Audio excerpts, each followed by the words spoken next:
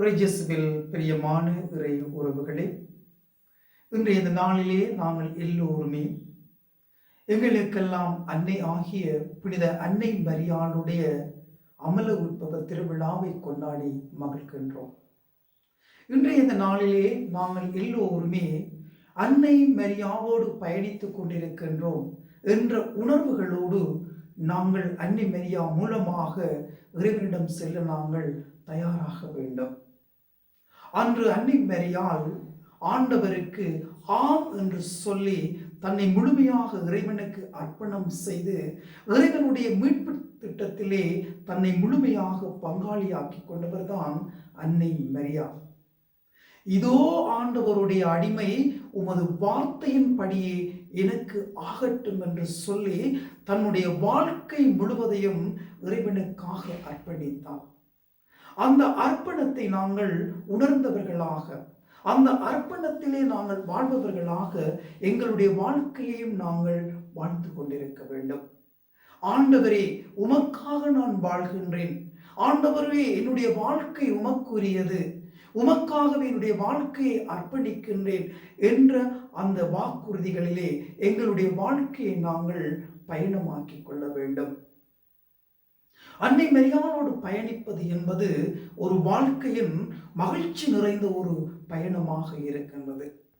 அந்த மகிழ்ச்சி நிறைந்த பயணத்திலே நாங்கள் செபமாலை பக்தியையும் எங்களுடன் நாங்கள் எடுத்து செல்லுகின்ற பொழுது அன்னை மரியாவோடு நாங்கள் மிகவும் நெருங்கிய அந்நிய உறவிலே நாங்கள் வாழ அழைக்கப்படுகின்றோம்.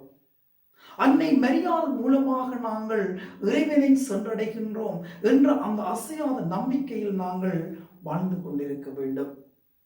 அன்று இயேசு சிலுவையிலே தொங்கும் பொழுது அன்னை மரியாவை அருளப்பர் மூலமாக எங்களுக்கு தாயாக தந்தவர்.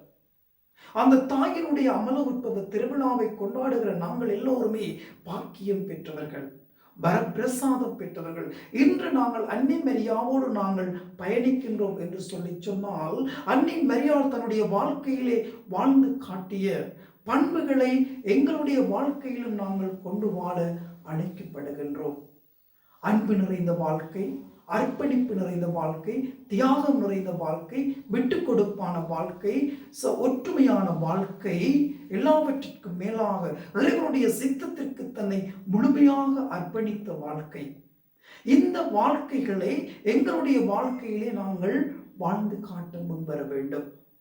அன்று அன்னை மரியாள் ஆண்டவருடைய அடிமையாக தன்னை அர்ப்பணித்து இறைமகனாகிய கிறிஸ்துவை தன்னுடைய உதரத்திலே தாங்கி எங்களுக்காக தன்னுடைய மகனை உலகிற்கு அளித்தவள் தான் அன்னை மரியாள்.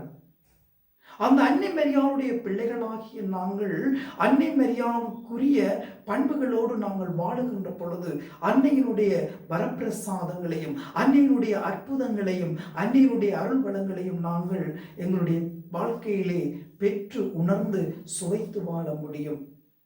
இறையேசுவில் பிரியமான இறை உறவுகளே, அமல உற்பவ அன்னையினுடைய பெருவிழாவை இன்று நாங்கள் கொண்டாடுகின்றோம் என்று சொல்லி சொன்னால், நாங்கள் அந்த அன்னையுடைய பிள்ளைகளாக உரிமை பேறு பெற்றிருக்கின்றோம். அந்த உரிமை பெற்றோடு நாங்கள் வாழ வேண்டுமாக இருந்தால் அன்னை மரியாளுடைய வழியில் சென்று நாங்கள் இறைமகனாகிய கிறிஸ்துவை கண்டடைந்து அந்த கிறிஸ்துவின் மூலம் நாங்கள் தந்தையிடம் செல்ல வேண்டும். அன்னை மரியாள் அன்பின் தாய்.